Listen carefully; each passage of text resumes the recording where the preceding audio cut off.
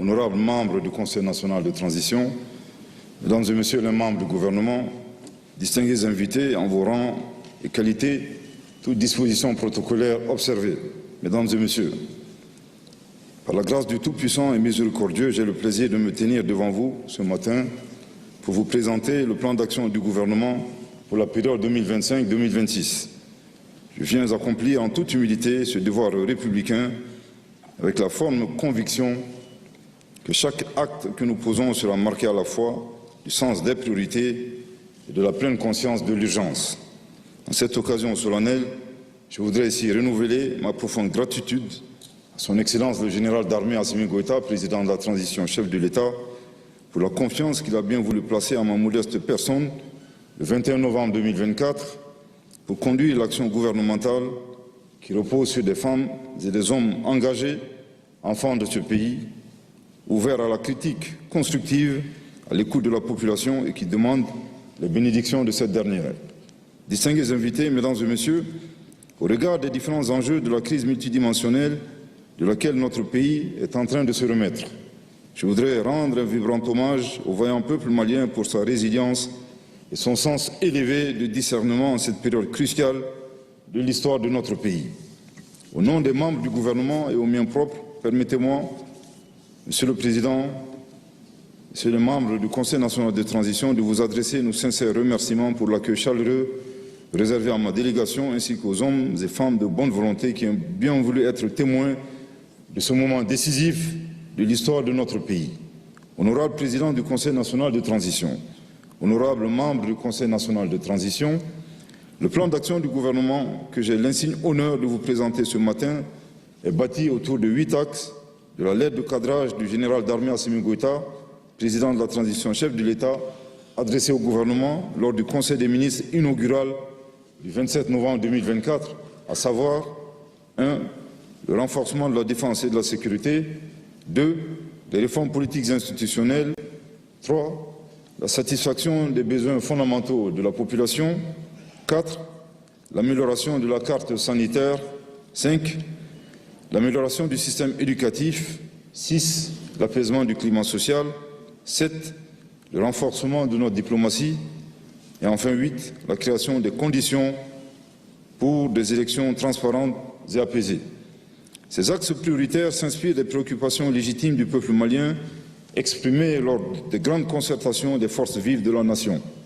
Pour l'essentiel, le plan d'action du gouvernement découle des orientations des documents stratégiques, notamment la feuille de route de la transition, les recommandations issues des assises nationales de la refondation, le dialogue intermalien, la vision Malikura Nyatasra Kabesa Baflani Bioroni Sabama, la stratégie nationale pour l'émergence et le développement durable 2024-2033. Ce nouveau référentiel des politiques et stratégies de développement définit les voies et les moyens de la relance économique et jette les bases d'un développement endogène durable. L'élaboration de ce plan d'action tient compte également de l'évolution du contexte actuel, marqué par la création de la Confédération des États du Sahel, AES.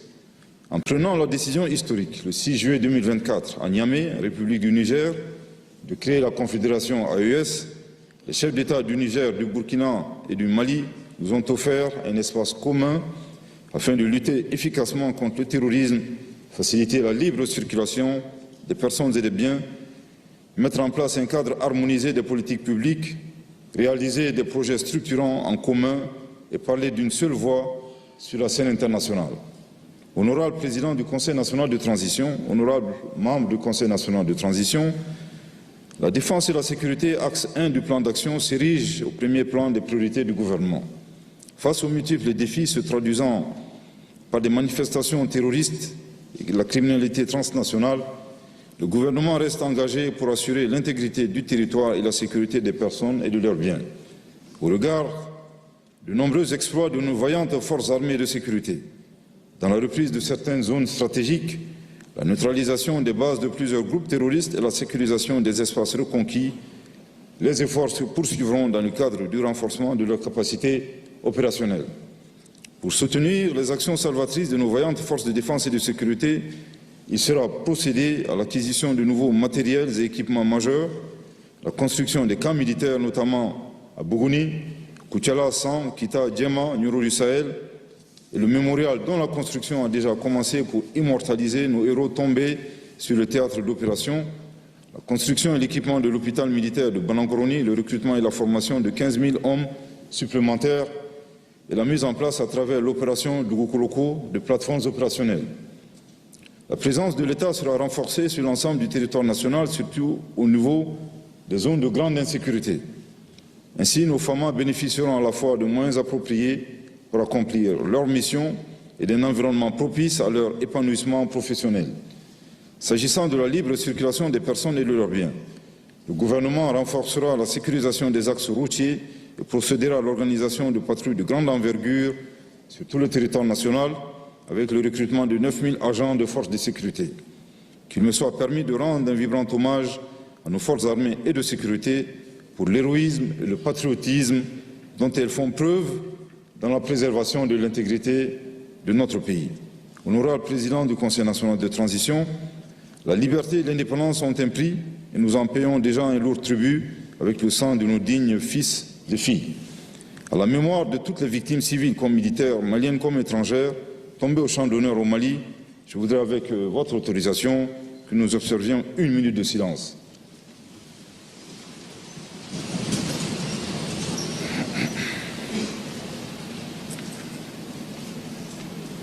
Je vous remercie. Honorable Président du Conseil national de transition, honorable membre du Conseil national de transition, face aux menaces existentielles de notre pays, Son Excellence le général d'armée Assimi Goïta, président de la transition, chef de l'État, a engagé le gouvernement dans une œuvre de refondation en vue d'instaurer une gouvernance vertueuse, de bâtir des institutions légitimes et construire l'homme malien de type nouveau incarnant des valeurs républicaines. C'est ainsi qu'au titre de l'axe 2 des réformes politiques institutionnelles majeures ont été entamées suivant une approche inclusive. Après l'adoption de la Constitution du 22 juillet 2023, le gouvernement s'est attelé à poursuivre les réformes nécessaires allant dans le sens du renforcement du cadre institutionnel. Au plan des réformes structurelles, l'opérationnalisation du système intégré de gestion des ressources humaines de l'État et des collectivités territoriales, SIGRH, permettra à l'État de disposer d'un fichier unifié et d'avoir une plus grande maîtrise des effectifs et de la masse salariale des fonctions publiques.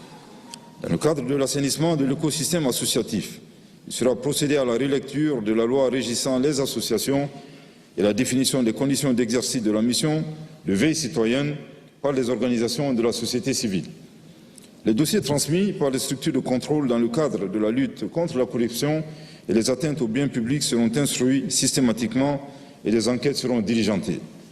Tous les biens saisis ou confisqués en lien avec la délinquance économique et financière, le financement du terrorisme, l'enrichissement illicite et la criminalité transnationale organisée seront gelés. Honorable Président du Conseil national de transition, honorable membre du Conseil national de transition, la satisfaction des besoins fondamentaux de la population, axe 3 du plan d'action, est au cœur des priorités du Président de la transition, chef de l'État. Face à la cherté de la vie, due à la flambée des prix des produits de première nécessité et aux difficultés de leur accès, il apparaît nécessaire d'y apporter des réponses appropriées. À cet égard, le gouvernement compte faire de la souveraineté alimentaire une réalité en mettant en phase nos politiques agricoles et commerciales avec les attentes des citoyens, en reconstituant les réserves stratégiques alimentaires à hauteur de 84 000 tonnes. Dans la même dynamique, 380 exploitants agricoles seront équipés en tracteurs, motoculteurs et motopompes. Il sera mis à la disposition des exploitants agricoles près de 261 406 tonnes d'intrants agricoles de qualité et 28 400 tonnes de semences améliorées. À cet effet, il est attendu de la campagne agricole 2025-2026 une production d'environ 11 millions de tonnes, toutes céréales confondues. Une distribution alimentaire gratuite de 17 666 tonnes de céréales sera effectuée au niveau de 1 115 000 personnes vulnérables. Honorable Président du Conseil national de transition, honorable membre du Conseil national de transition, l'accroissement des productions animales et halieutiques pour l'atteinte de la sécurité alimentaire et nutritionnelle reste une priorité pour le gouvernement. Ainsi, sur la période indiquée du plan d'action du gouvernement, les projets de l'insémination de 20 000 vaches, 800 chèvres, l'amélioration de la santé publique vétérinaire et celle des productions halieutiques et aquacoles avec le renforcement des capacités de 30 000 productrices et producteurs en aviculture. On dénombre également 22 550 000 têtes de bovins qui seront vaccinées. Des marchés à poissons seront également construits. Honorable Président du Conseil national de transition, honorable membre du Conseil national de transition, dans le cadre de l'approvisionnement régulier du pays en produits de première nécessité, le gouvernement entend importer un contingent de 300 000 tonnes de riz, de 100 000 tonnes de sucre et 30 000 tonnes de graines de coton. Pour la maîtrise des prix, les missions d'enquête et de contrôle sur les cahiers de charges et le suivi des marchés des produits seront renforcés. Il sera administré les prix pour le riz, le sucre et l'aliment bétail. Par ailleurs, une attention particulière sera accordée à l'amélioration de la qualité des dispositifs de contrôle des aliments.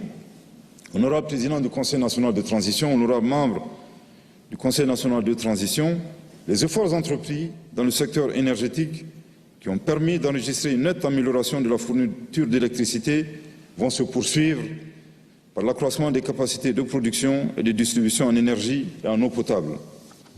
Dans ce cadre, il est prévu la construction de 4 centrales solaires photovoltaïques et hydroélectriques sur le réseau interconnecté, la réalisation de 2588 km de lignes de transport et 1378 km de lignes de distribution d'électricité. Le nombre d'heures de fourniture d'électricité passera de 6 à 19 heures par jour. Des travaux de raccordement des forages et la construction de 2 stations de traitement d'eau avec chacune la capacité de 76 000 m3 par jour seront effectifs. Honorable Président du Conseil national de transition, honorable membre du Conseil national de transition, le désenclavement intérieur et extérieur du pays en matière de transport et d'infrastructures sécurisées et de qualité constitue une préoccupation du gouvernement. À ce titre, les efforts porteront entre autres sur la réalisation des travaux d'aménagement et d'élargissement des routes urbaines à Bamako, Kati et Mopti, la réalisation des travaux d'aménagement du tronçon Sandaré-Kaï sur 138 km du corridor Bamako-Dakar par le nord, la réalisation des études d'avant-projet détaillées pour la réhabilitation du chemin de fer Bamako-Diboli, la réalisation d'une étude sur la ligne ferroviaire Bamako-Bougouni, la frontière Burkina Faso, le renforcement des capacités de la compagnie malienne pour la navigation fluviale, l'opérationnalisation de la société malienne Mali Airline SA, la mise en place d'un dispositif digitalisé de gestion des postes de péage et la surveillance des véhicules. Par ailleurs, des plateformes logistiques, des logiciels d'évaluation des charges d'exploitation des véhicules, l'aménagement des aires de repos le long des corridors ainsi que la mise en place des dispositifs intégrés de vidéosurveillance des feux tricolores seront également effectifs. Honorable Président du Conseil national de transition, honorable membre du Conseil national de transition, dans le contexte des avancées technologiques, il est impérieux pour notre administration de s'adapter aux nouvelles exigences de la transformation numérique. Pour ce faire, le gouvernement compte disposer d'une administration moderne et performante au service des usagers. Ainsi, les prestations des services publics seront digitalisées. L'accessibilité des services à partir du portail des démarches administratives sera effective. La professionnalisation des ressources humaines et l'appui aux collectivités territoriales dans la réalisation des investissements seront réalisés. Le rapprochement de l'administration des usagers et l'amélioration de la gouvernance administrative feront l'objet d'une attention soutenue. À cet effet, les représentants de l'État seront installés dans toutes les circonscriptions administratives. Honorable Président du Conseil national de transition, honorable membre du Conseil national de transition, notre pays regorge de jeunes dynamiques qui constituent l'avenir de notre pays. Cependant, ils sont confrontés au fléau du chômage et du sous-emploi. Certes, l'État n'est pas le seul pourvoyeur d'emplois, mais il créera toutes les conditions nécessaires pour améliorer leur employabilité. Ainsi, sur la période du plan d'action 2025-2026, 5 000 jeunes bénéficieront de stages de formation professionnelle et 1 200 jeunes de stages de qualification. 4 160 projets crédibles seront renforcés, 269 emplois seront consolidés en faveur des personnes en situation de handicap. Un symposium sur l'accroissement des opportunités d'emploi sera organisé, ainsi que 15 390 journées de travail dans le cadre des activités à haute intensité de main-d'œuvre. Honorable Président du Conseil national de transition, Honorables membres du Conseil national de transition, les contraintes économiques actuelles nous imposent la nécessité d'une optimisation des ressources internes et la rationalisation de nos dépenses. Sur la période de mise en œuvre du plan d'action 2025-2026, le gouvernement mettra tout en œuvre pour empêcher la dilapidation des ressources et maîtriser le niveau d'endettement de notre pays. Un contrôle strict sera exercé sur l'ensemble des dépenses de l'État. La digitalisation des prestations de services amorcées sur instruction du président de la transition, chef de l'État, l'élargissement des téléservices aux contribuables, l'opérationnalisation de la douane intelligente et du trésor pays, ainsi que d'autres réformes fiscales seront effectives pour éviter la corruption à tous les niveaux et rentabiliser nos ressources financières.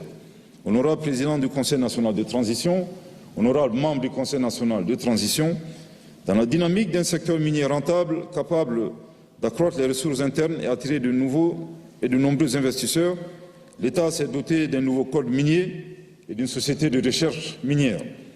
L'opérationnalisation des fonds, la mise en œuvre du décret d'application de la loi relative au contenu local permettront d'impliquer davantage les entreprises locales et le personnel malien aux appels d'offres et aux contrats des sociétés minières. L'investissement minier sera promu par la réalisation de campagnes de cartographie minière et de forage pétrolier et la mise à jour du cadastre minier. La gouvernance dans le secteur sera renforcée à travers l'encadrement et la surveillance des exploitations minières artisanales pour éviter certains sinistres, à l'image de ce que le pays a vécu tout récemment. Dans le souci d'apporter des solutions adaptées aux litiges fonciers persistants et aux difficultés d'accès à un logement décent, les actions du gouvernement consisteront à mettre en place un cadre sécurisé du foncier par l'immatriculation systématique de 810 000 parcelles et l'opérationnalisation du guichet unique du foncier. Une réserve foncière de 429 hectares sera constituée pour la réalisation de logements sociaux. Ainsi, 2789 logements sociaux seront achevés et mis à la disposition de nos populations.